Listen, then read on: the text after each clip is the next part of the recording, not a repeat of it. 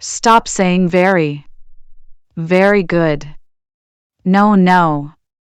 Say outstanding. Very bad. No. Detestable. Very sad. No. Miserable. Very happy. No. Ecstatic. Very excited. No. Thrilled. Very upset. No.